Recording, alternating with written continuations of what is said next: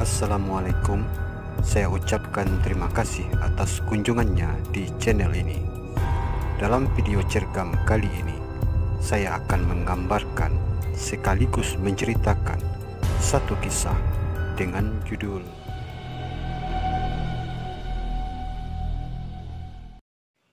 Kisah seram. Di video kali ini merupakan kisah seram yang dialami salah seorang sahabat saya, Firmansyah, yang harus mencari rumah kontrakan baru karena rumah kontrakannya yang lama tidak bisa diperpanjang lagi. Disebabkan pemiliknya akan menempati sendiri rumah tersebut. Mau tidak mau, Firman dibuat sibuk untuk mencari rumah kontrakan yang baru untuk keluarga kecilnya. Apalagi saat itu istrinya Ismiati sedang hamil tua, dan terpaksa untuk sementara waktu ia menitipkan istrinya kepada kedua orang tuanya di Solo hingga bersalin nanti. Setelah mendapatkan rumah kontrakan yang cocok, akhirnya Firman dan Dani, salah seorang keponakan Firman yang ikut tinggal selama ini bersama Firman, menempati sebuah rumah kontrakan yang lumayan besar di daerah Sleman bagian barat. Awalnya saat menempati rumah itu, Firman dan Dani tidak memperhatikan adanya hal yang aneh atau janggal di rumah tersebut. Tapi sekitar sepekan setelah tinggal di rumah itu, mereka merasakan adanya kejanggalan. Mereka mulai memperhatikan adanya suara ketukan pintu yang selalu hadir setiap malam. Termasuk malam itu, malam pertama kali mereka tahu bahwa ketukan itu benar-benar nyata. Malam itu hujan gerimis. Suara tetesannya yang jatuh menimpa seng di halaman rumah terdengar teratur. Di sela-sela suara tetesan gerimis, Firman dan Dani yang sedang asik menonton televisi mendengar seperti suara pintu yang diketuk. Sebenarnya sejak beberapa hari, suara itu terdengar, namun tersamarkan oleh hujan yang deras yang turun setiap malam. Apalagi waktu tengah malam bukanlah waktu yang lazim untuk seseorang bertamu. Ketukan di pintu rumah kembali terdengar. Kali ini sedikit lebih keras. Firman menatap ke arah Dani. Ia memberi isyarat kepada Dani untuk membuka pintu dan melihat siapa yang bertamu. Dani pun beranjak dari tempat duduknya. Ia pun melangkah menuju ruang tamu. Ia pun meminta tamu itu menunggunya untuk membukakan pintu.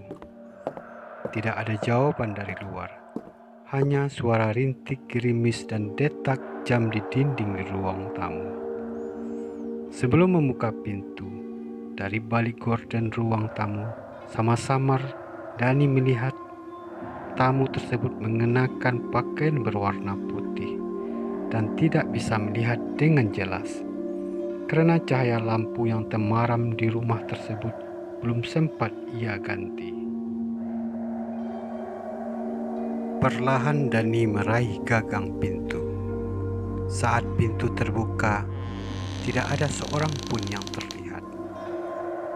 Namun ia hampir pingsan karena sosok putih yang dilihat sebelumnya di balik gorden jendela ternyata telah berdiri mematung di pohon nangka di depan teras rumahnya. Sosok putih itu ternyata adalah pocong. Dengan sangat jelas, Dani melihat wujud pocong itu. Diam tanpa suara. Matanya dengan kelopak penghitam menatap ke arahnya.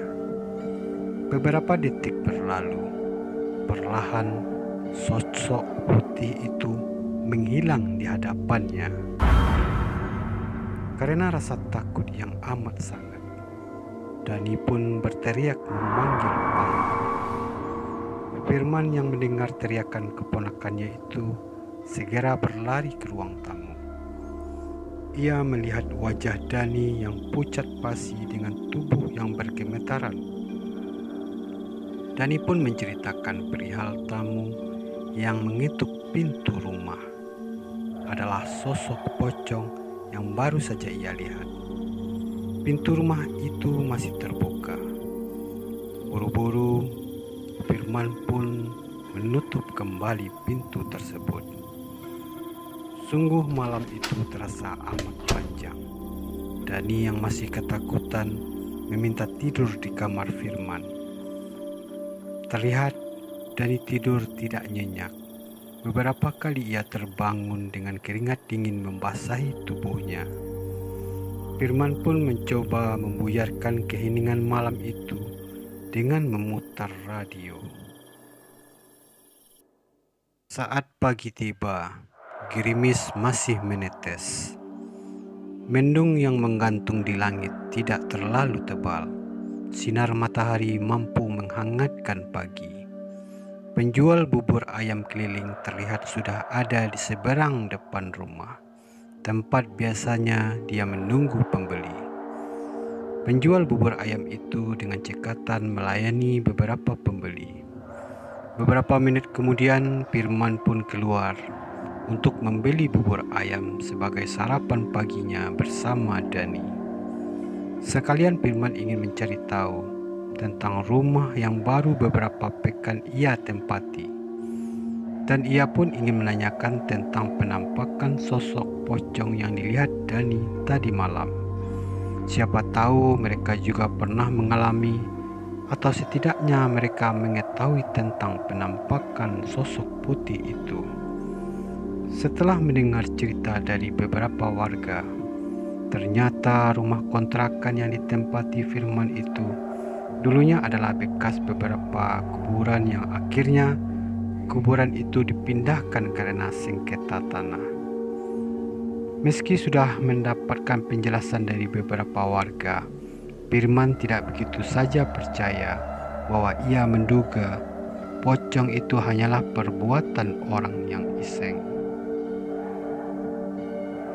Akhirnya Firman berencana untuk membuktikan kebenaran cerita Dani ataupun cerita para warga tentang penampakan pocong tersebut. Malam harinya Firman sengaja memperlambat tidurnya. Ia berniat untuk menunggu kehadiran pocong itu, meski ia tidak yakin bahwa sosok itu akan datang lagi. Hingga tengah malam, tidak ada suara ketukan pintu di rumahnya. Cuaca malam itu cukup cerah, sehingga suara kerikil yang terinjak pun akan bisa terdengar dari ruang tamu. Jam dinding di ruang tamu menunjukkan pukul 1:01. Terlihat Dani sudah terlelap tidur di dalam kamarnya, sedangkan Firman masih berdiri di depan kamarnya. Tiba-tiba, suara ketukan pintu rumahnya kembali terdengar. Dengan sedikit berjingkat, pelan-pelan Firman membuka pintu rumahnya yang sengaja tidak ia kunci. Saat pintu itu terbuka, Firman dibuat sangat heran. Tidak terlihat sesuatu apapun di hadapannya. Padahal dengan sangat jelas ia mendengar ketukan pintu dari luar. Ia pun melangkah keluar rumah, melihat ke sekeliling arah, mencari tahu sesuatu siapa yang mengetuk pintu rumahnya. Tidak terlihat sesuatu apapun. Yang ada hanya suasana sepi dalam keheningan malam. Firman kemudian memutuskan kembali ke dalam rumahnya. Sesaat ia membalikkan tubuhnya untuk melangkah memasuki rumah. Tiba-tiba ia melihat sesuatu berdiri di depan pintu masuk rumah tersebut. Terlihat sosok terbungkus kain putih kumal menatap ke arah Firman. Dengan tubuh gemetar, Firman melihat dengan jelas sosok pocong itu. Beberapa detik ia terpaku dalam ketakutan yang luar biasa. Dalam hati ia terus melantunkan ayat-ayat suci Al-Quran. Perlahan sosok terbungkus kain putih itu pun menghilang dari hadapan Firman. Beberapa hari setelah kejadian itu, Firman memutuskan untuk pindah dari rumah kontrakan tersebut. Karena setelah kejadian malam itu, ia dan keponakannya Dani hampir setiap malam selalu diganggu dengan penampakan pocong tersebut. Firman pun juga merasa kalau rumah tersebut tidak baik bagi keluarganya, terutama buat istri dan anaknya yang akan lahir nanti. Demikianlah video cergam kali ini.